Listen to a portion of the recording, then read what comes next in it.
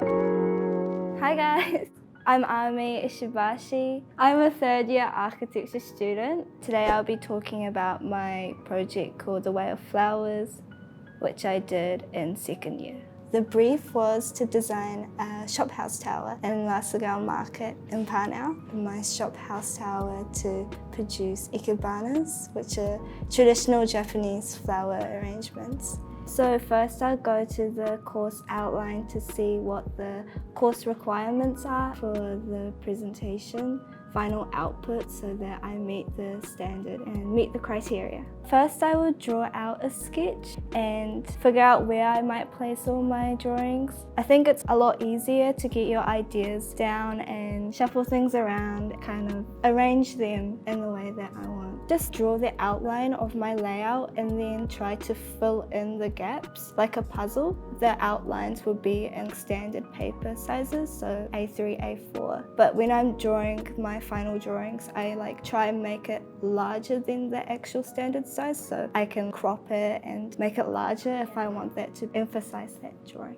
When I lay out my presentation board, I want to think about the visual hierarchy. So a dominant image and then some smaller images surrounding it to back up that dominant drawing. The size of the surrounding images varied. Aligning these images so that it doesn't look too disoriented across the board. When I think about laying out my presentation boards, I usually divide it into three. The top will most likely be the introductory images. You might have your project title there, some initial concept drawings and researches that you might have done, and site plans to give the context of the project. Then in the middle, I'll most often have the dominant image. So the middle is where you're most likely at eye level, and it's the best position to place your best drawings. Because if you give a good impression, then your guest crits will most likely be drawn to your project. In my case, it was a section because you could see the different levels to show the vertical relationship between the floor levels. Just depends on what you want to emphasize when you present your work to your crits. And then underneath that central area, I would usually place my floor plans, elevations, just because they are line drawings and they aren't as eye-catching. These are drawings that will back up your dominant images. I usually pick out my colors from the concept sketches that I've been doing prior, and then I just keep to that color scheme and repeat it for all my final drawings so that it's consistent across the board. I try to keep color choices maximum of 3 for the main players, so it doesn't look too monochrome. And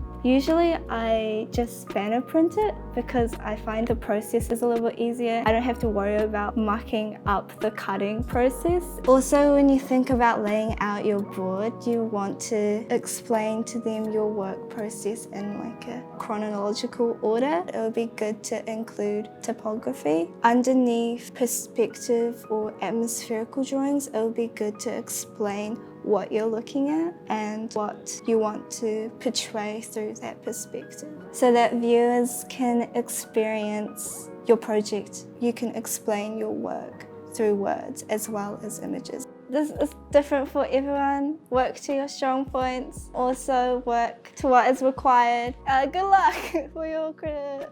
Oh yeah, from Crit's Place.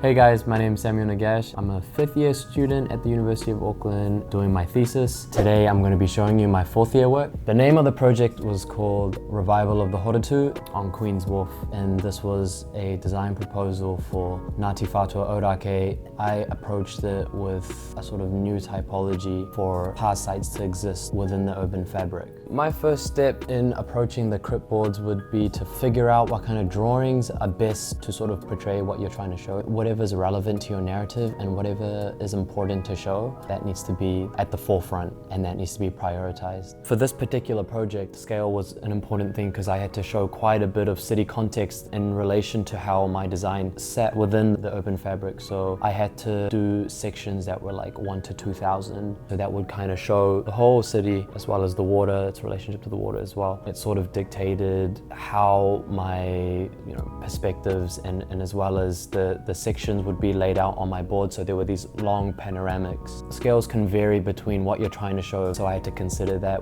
I quite like to have my board read from top to bottom, so I like to begin with general context, slowly move into the plans, the sections, can sort of understand how the narrative or the context sort of fits into the overall design, and then gradually move into sequencing of perspectives or the visuals. Yeah, that's just how I read it. It's just top to bottom, top to bottom, top to bottom, and it sort of works with how people are viewing your board, how they sit and look.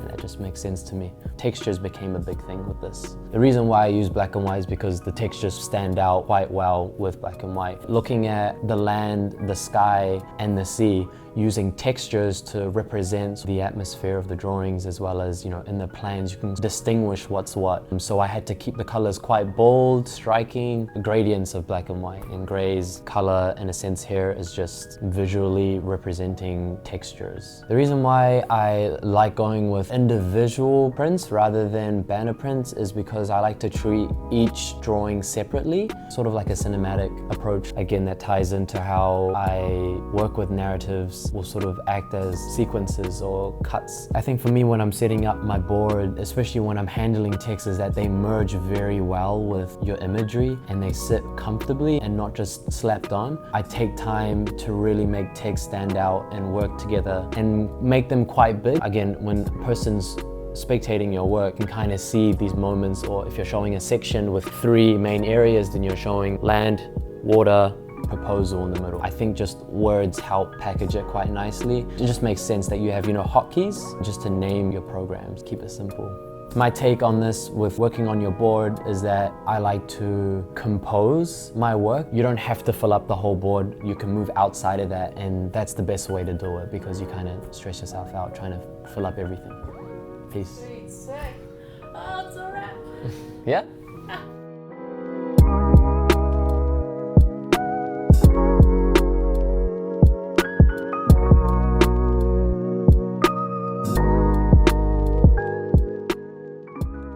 I'm a 5th-year student doing thesis. This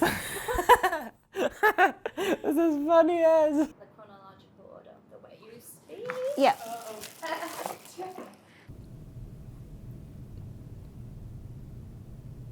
Okay. Yeah, and also like, that's it.